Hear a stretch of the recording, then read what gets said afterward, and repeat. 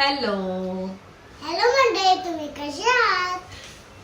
आज आपण बनवणार आहोत मूग डाळीची भाजी. मूग डाळीची भाजी. तुला आवडेल का खायला? येस नक्की.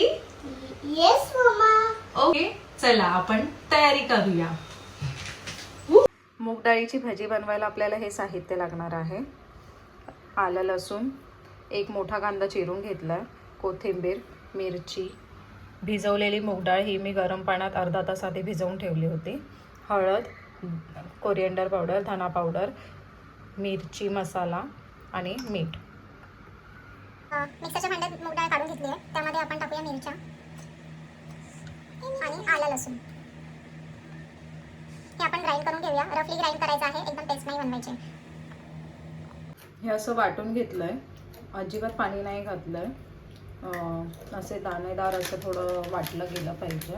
आता हे एका भांड्यात काढून घेऊया. यामध्ये आता आपण कांदा, कोथिंबीर, हळद, धना पावडर, थोडासा मसाला अगदी किंचित सारखा, कारण की आपण ह्याच्यामध्ये मिरची घातली होती, आणि चवीनुसार मीठ घातलंय. हे एकदम मिक्स करून घेऊ.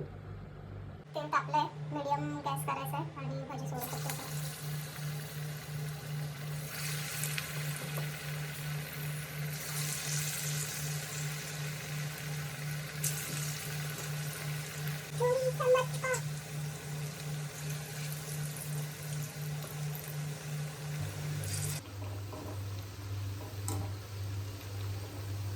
भाजी अशी तळून घ्यायची दोन्ही साईडनं. पातून मस्त शिजेल. मस्त कुरकुरीत भाजी होते आणि खूप टेस्टी पण लागते. थोडा टाइम जातो, पण दॅट्स ओके.